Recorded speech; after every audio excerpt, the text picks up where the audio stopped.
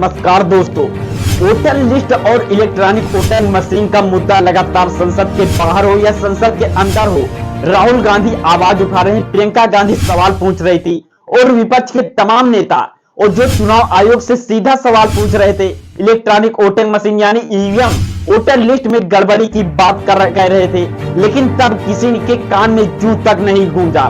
लेकिन आपको बता दो, सभी लोगों को यही लग रहा था कि हरियाणा, महाराष्ट्र जैसे राज्यों में चुनाव हारने के बाद विपक्ष ऐसे ही बात करने की लत लग गई है।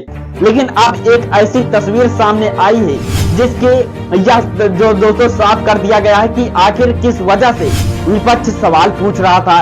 दोस्तों, एक वोटर लिस्ट इस समय जमकर वायरल हो रही है।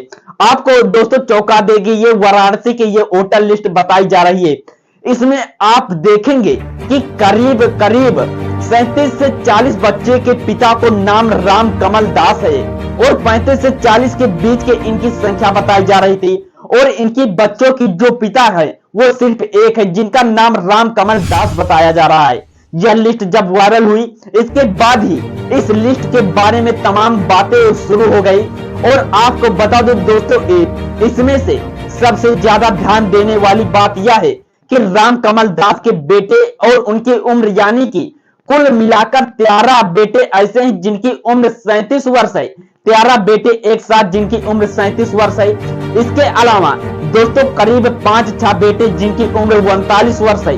3 बेटे ऐसे हैं जिनकी उम्र 40 वर्ष है।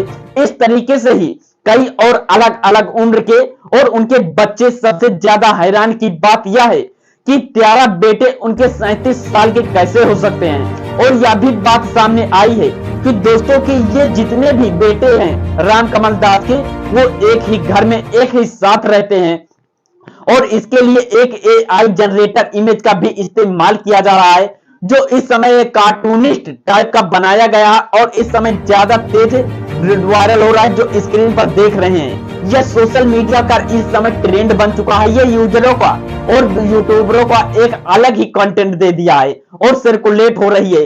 दोस्तों, यह जब पूरा मामला सामने आया, आप विश्वास मानिए, उसके बाद सोशल मीडिया पर बातें मैं खुलकर नहीं बता सकता जो हम आपको बता देते हैं। हालांकि एक यूजर लिखते हैं, चुनाव आयोग तर्क दे सकता है कि जो दोस्तों धृतराष्ट्र 100 पुत्र थे, राम कमल दास जी के 43 क्यों नहीं हो सकते हैं। हाँ, और इसके बाद दूसरा जो यूजर है वो पोस्ट करते हुए लिखता है, उसमें यूजर लिखते हैं कि चुनाव आयोग की शक्तियां का कमाल देखिए और उत्तर प्रदेश के राम कमल दास अपने 43 पुत्रों के साथ रहते हैं।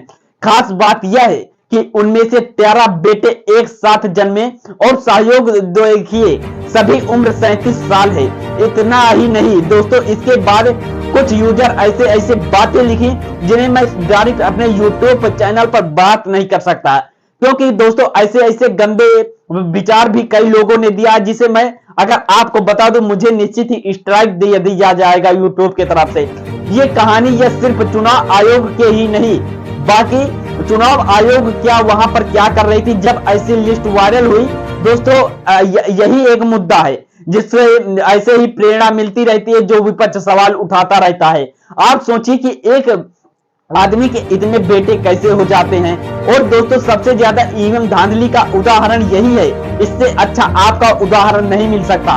और चुनाव आयोग की सबसे बड़ी धांधली यही है, क्योंकि आप कल्पना नहीं कर सकते कि इतने एक व्यक्ति के इतने पुत्र कैसे हो सकते हैं, जो कि आप स्क्रीन पर देख सकते हैं, सारी की सारी लिस्ट देख सकते हैं। लेकिन यहां तक अभी किसी भी चू तक आवाज नहीं आई।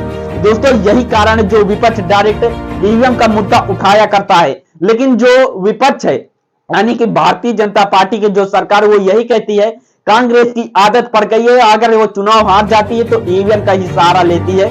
अरे ऐसे अच्छा उदाहरण क्या हो सकता है। और आप पूरे वीडियो में और इस लिस्ट में और कमल दास के बारे में आप क्या कहना चाहते हैं, कमेंट बॉक्स में जरूर दीजिएगा। मिलते हैं किसी नेक्स्ट वीडियो में, तब तक के लिए जय भीम, नमो बुद्धाय।